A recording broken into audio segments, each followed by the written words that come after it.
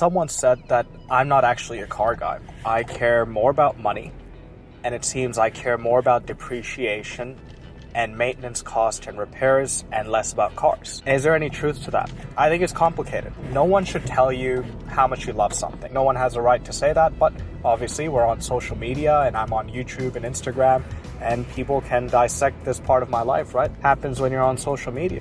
One of the perks. I believe I'm the biggest car guy in the world, as far as I'm concerned, but others can hold different views. Secondly, there is something to be said about people who make great sacrifices for their hobbies. Some people really do go the extra mile, and there's people out there who have taken great debts. There's people who have sacrificed a lot of their other hobbies. They've sacrificed their future, their retirement, just so they could enjoy some nice cars that they like. And yes, I can see how someone could say that those guys are better car people or more enthusiastic about the hobby than I am. I wanted to give that little bit of agreement because I think, any sort of argument like that does come from a place of a bit of reality, doesn't it? But now let's talk about why I fully disagree with it, right? Just absolutely disagree with it. The very first thing, guys, is that cars and money have always been intertwined. Think about the pinnacle of motorsport, which is Formula One, in my opinion. To get into Formula One and to be a F1 race car driver, you need money. There's very few F1 drivers today who came from humble backgrounds. Yes, Lewis Hamilton had somewhat of a humble background, Esteban Ocon, a few of those guys, but most of them come from wealth, and not just middle-class wealth, excessive wealth, right?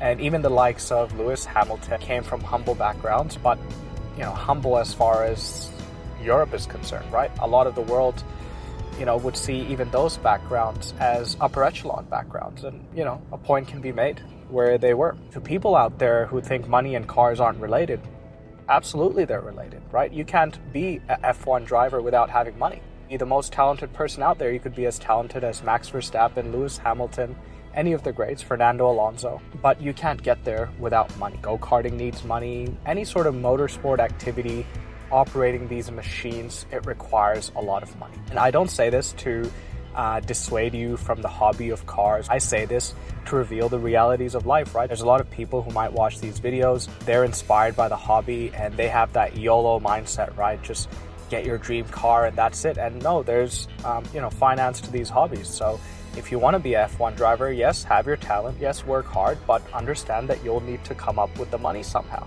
Operate within that mechanism, right? You can't just talent your way into F1. And I use that example because it's the same with cars.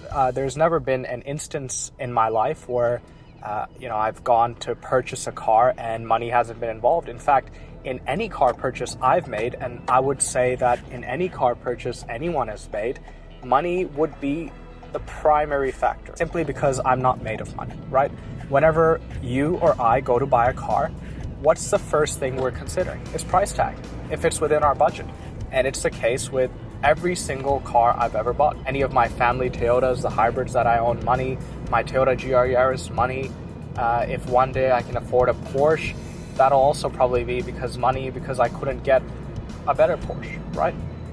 And I think most people, it's okay if they can't admit it to themselves, but most people operate within those confines, right? You might own a really nice classic BMW or a classic Porsche, and you might say, no, this is actually my dream car. But if I gave you a lot of money, right, where I gave you stupid money, you would think twice. You'd be like, okay, I like this car, but I'll sell it and get this other Porsche that actually is much nicer. So I think people need to understand that money and the hobby are intertwined. And it's not just about money, it's about longevity, right? So by understanding that, you could last longer in this hobby. What's the use if you YOLO it, get yourself an old BMW that breaks down and drains all your wealth, and now you're not in a financial position to buy another car for the next 10 years? What's the point of that? Where you're stuck, you're a prisoner to that BMW, Mercedes, Audi, or whatever you decide to buy. You're a prisoner to it. What's the hobby in that, right? I would say, isn't it better if you make some smart financial decisions which allow you to enjoy this hobby to a greater extent, to a longer extent? I would say that's better, right? Make your smart decisions and you can enjoy your cars the whole way through. As you age, you'll have enough money, wouldn't have been financially bankrupted by these poor car decisions, where you can enjoy different cars and new cars long into the later years. And that's all I'm trying to teach people with my platform. I certainly think when it comes to life overall, I'm not very money-minded. I haven't made very, money-influenced decisions. Value other things for sure. But where we can make decisions which are smart and which will contribute to the longevity of our hobbies, I think we should. Thanks for watching, guys. I'll catch you next time.